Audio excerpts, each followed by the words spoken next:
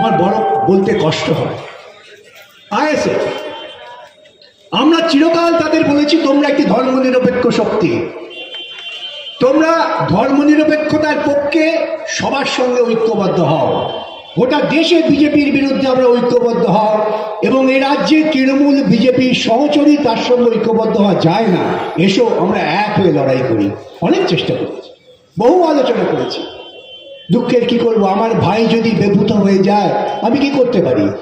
আমি দুঃখ করতে পারি, আমি কষ্ট পেতে পারি, কিন্তু সে ভাইকে তো আমি ফিরিয়ে আনতে পারি না। সে ভাই বেভূত হয়ে গেছে, আমি জানি সে যে পথে যাচ্ছে সে পথে তার মৃত্যু অবধারিত, কিন্তু আমার কিছু করার নেই। তো সে তো বড় হয়েছে, তার তো বুদ্ধি হয়েছে, তার তো বিবেচনা হয়েছে।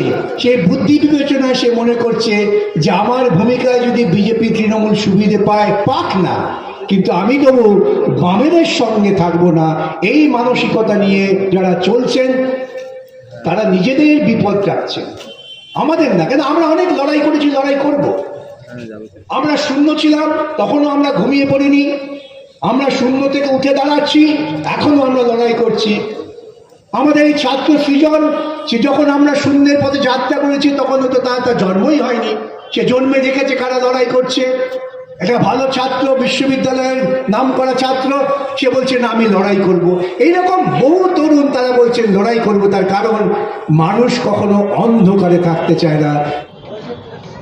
আপনি বলছেন যে ভাই মৃত্যু পথে পতিত, মানে তৃণমূল বিজেপিকে সমর্থন করতে ভাগাভাগি করছেন, কিন্তু নওশাদ সিদ্দিকীও তো দাবি করছে যে তৃণমূল বিজেপিকে সুবিধা করতেই সিপিএম এই জোটটা করলো না, বামপন্থীদের এই দায় নিতে হবে। এখন নওশাদ তো সেই দলের নেতা, তাকে তো বলতেই হবে আত্মপক্ষ সমর্থনে। কিন্তু এটা নওশাদও নিজের অন্তর থেকে জানেন যে জোট করবার জন্য কত উদ্যোগ নেওয়া হয়েছিল। আমি ওদের সঙ্গে 3 বার বৈঠক করেছি, কিন্তু ওরা খানিকটা জেদ করলো এবং ওরা ভাবতে শুরু করলো যে ওদের ক্ষমতা অনেক চারিদিকে হয়ে গেছে। আমি বললাম ভাই এটা পার্লামেন্ট কনস্টিটিউয়েন্সিতে অত সহজে হয় না।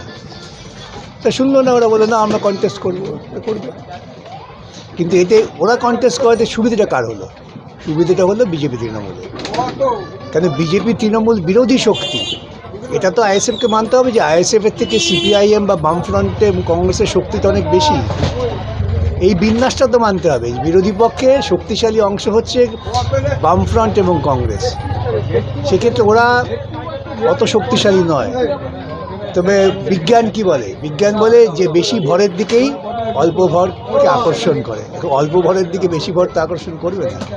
অতএব এই কথাটা নওশাদ বলছেন, সেটা তার হয়তো রাজনৈতিক স্ট্যান্ড, কিন্তু বামফ্রন্ট আন্তরিকভাবেই চেষ্টা করেছিল। এবং বিশেষ করে আমি কথা বলতেই পারি, আমি অন্ততপক্ষে ওদের সঙ্গে 3 দিন বৈঠক করেছি। ওদের নেতাদের সঙ্গে যেদিনকে ওরা প্রার্থী ঘোষণা করবে বলে শুনলাম, সেদিনও ফোন করে বলেছি এটা করবেন না, শুনলেন না, সেটা ওদের ব্যাপার।